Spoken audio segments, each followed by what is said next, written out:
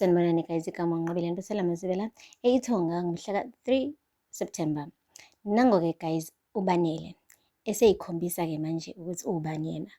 Uyahamba-ke manje emndenini wakhe uyawutshela ukuthi yena akasaliboni ikusasa noMbali.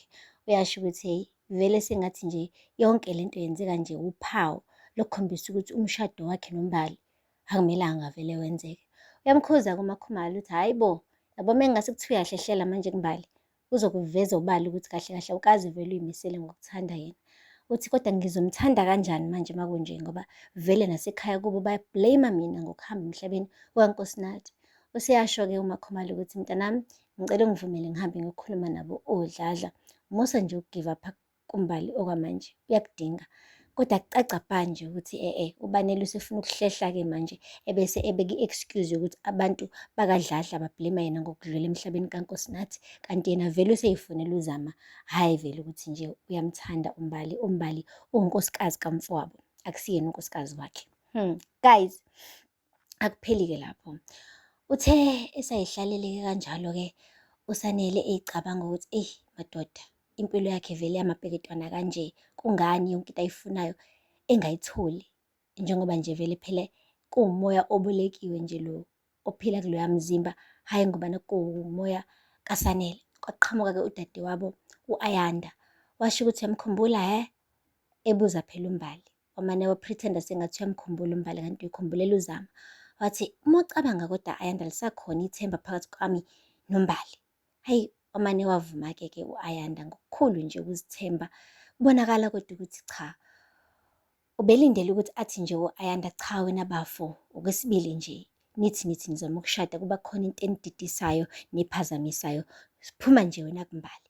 U-Ayanda-ke wamane wangakusho lokho, wathi nje Bafo, yabona nje mina nami bese ngililahlile ithemba ngempilo yami, ngihamba ngiyolala ethuneni likamfowethu uBanele, kodwa impilo yami yagcina ibuyile esimweni. Nawe nje konke kuzodlula, usazobuyela esimweni. Hey guys, kuthe kusanjalo kwafika uGumede. UGumede efika lapha emagcekeni akoMagwaza evuthazela. Uthe nje meqhamuka wathi hayi bo, hayi shuthi ngiyahlanya ngampela. Ubani wena? Wamane wathi nje Ayanda, ngicela bandla ushiye kancane ngizokhuluma naye lo muntu. Wahamba u-Ayanda. Hey, wabemdonsela ekhoneni. Wathi awungitshele ubani wena? Phela ngikhumbula kahle uGadla wamdubula uSanele la esifubeni. Wena ubani wena? Wathi imina nje uSanele. Wathi musuqamba amanga. Wathi ngiqinisile. Wathi pho la esifubeni wadutshulwa khona kwenzakalani? Wathi angithi uyakhumbula nami ukuthi uBanele wadutshulwa esifubeni, lezo iy'nhlamvu-ke adutshulwa ngazo zingivikele. Wathi unamanga, abantu bakamoya bakwazi ukukuvikela ngaleyo ndlela. Wena usemzimbeni kamfowenu, phindisela umzimba kamfowenu njengamanje.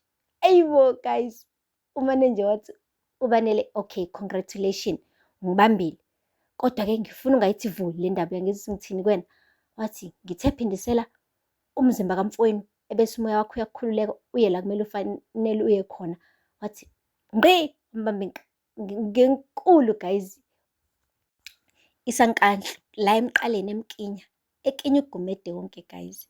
Wathi ngithe ungayithi vuli le ndaba, meke nje wayithi vuli uzongithola kahle. Waqeda wamphusha, wamdusha kabuhlungu, wathi akahambe aphinde la avela khona. Guys, uGumede yalazi lonke iqiniso, and mengase uxoxela umndeni wakhe uSanele kuzomshubela guys, ngoba kuzomele manje ahambe uyokhipha umzimba-ke kaSanele la awubike khona, ngoba phela ubekile ulokhu ethi uyamlapha kodwa ngimbona lento amlapha yona, ngoba namanje usopha esifubeni uSanele kodwa uthi yena uyamlapha. Guys, hey ngeke mina ngisamthembi manje uBanele, ngathi uBanele uphezu kwa-something, ngathi uBanele ufuna nje umfabo adlule emhlabeni bese kube uyena ophilayo la emhlabeni, yena uNosiphela athathe over. And njengamanje nje bengathi uyamsupport uMbali, wenza isiqiniseko sokuthi uyayikhipha emqondweni wokuthi lo nkosikazi kamfowethu uyamnakekela, umupha lonke uthando, ugcina zonke iy'thembiso amthembise zona uSanele. Kodwa manje kuyashintsha guys, ukudla epletini kancane kancane, wenza isiqiniseko sokuthi uyabatshela ngisho nabomndeni ukuthi yena usefuna ukuhlehla kuMbali. Ngiyamdabukela uSanele, lapho uSanele yena ukwenze konke okusemandleni akhe ukuthi nje awulwele umndeni wakhe. Manje uyafika uBanele uzobhidliza konke azamile ukwakha uSanele. Hayi, lo mshado guys anguboni uqhubeka, sengathi uMbali uzolahlekelwa isithando sakhe, uSanele aphinde alahlekelwe umndeni wakhe wonke, njengoba nje umsola nokuthi kuhambe nje uNkosinathi emhlabeni ngenxa yakhe. Guys, kusazoshuba. Uke wahamba-ke guys uMakhumalo waya kuWudladla eyozama phela ukubocuza uMagabade. Uthe mefika khona-ke wamtshela-ke ezakhe iy'ndaba. Yena phela umama wakhona washo ukuthi ungathi uzongikhalisa la, angiboni ngisho iy'nyembezi lapha emehlweni akho. Washo-ke uMakhumalo ukuthi nami ngisanda kudlulelwa indodana yami, kanti futhi ngike ngalahlekelwa umyeni wami. Ngiyazi ukuthi le nhlungu odlula kuzona iy'nhlungu ey'njani. Wase washo-ke ukuthi uzamile kakhulu uSanele ukulwela umndeni wakoWudladla, yingakho nje ake athatha ngisho uGadla wayomfaka lapha ejele. Kwasho kona ukuthi umthetho waseNingizimu Afrika ubuye uthi ukutsheka, wagcina ephumile uGadla ngokukhulu ukuphazima kweso, njengoba egcine esethumela amadoda ukuthi ayodubula uNkosinathi. Washo-ke umama lo walapha kaDladla ukuthi-ke ayikho inkinga, bangaxoxisana njengomndeni bakwazi ukuthi bathelelane amanzi. Kodwa-ke ubaba wekhaya ubengekho ukuthatha leso sinqumo. Asazi ukuthi uma befika lapho Magwaza bazofika bethole ukuxoleleka yini, noma bazohlangabezana ney'mbila yithutha ziholwa emhlophe ngaphambili. USanele-ke akajabulanga ukuzwa lezo y'ndaba, ngoba belindele ukuthi uma efika uMakhumalo athi yeyi alifaka lubuya nodaka laphaya kuWudladla, ebese ethola intuba yokubaleka abalekele uMbali. Akupheli-ke lapho guys, uthe nje esalele embhedeni ebusuku uBanele, ayibo, methi uyeza ewindini kungqongqoza umuntu, methi uyavula nangu uZama. UZama-ke guys usukele kontanzi, weqa amazolo ugirl, wawela imifula ugirl, weqa amasango guys. Hey, lapho amsho kune-security tight laphaya, kodwa ungenile ugirl ezobheka phela uBanele wakhe. Uthukile uBanele mebona uZama ethi mimfu. Wathi ufunani la? Wathi ngifuna sizoqhubeka ngalento le esasiyiqalile.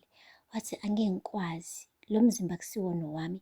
Wathi uzele mina la wena, usuke la ukhona weza la uzele mina, ngeke kwazi, ngicela nje siqhubeke la sigcine khona.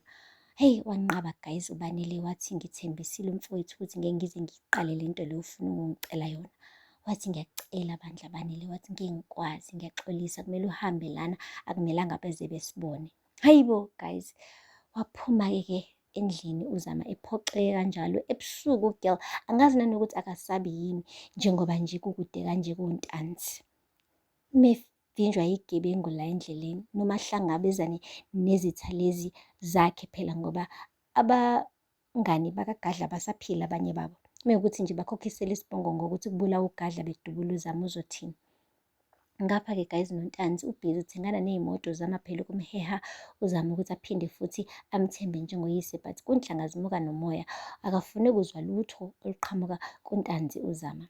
Useze wacela-ke kumfowabo uMduduzi ukuthi kubulawe wonke amadoda ayebandakanyeka nje nokusebenza noGadla, ukuze phela uZama umbone njengeqhawe naye. Eyi guys, kunzima ukuy'ncengela kwingane yakho. Ufike uyikhulise uphinde futhi udinga ukuthi uyiphruve ukuthi ngampela uyasayithanda. Ngephutha nje elilodwa qwi, sekumele azayiphruve, azabulala amadoda ukuze phela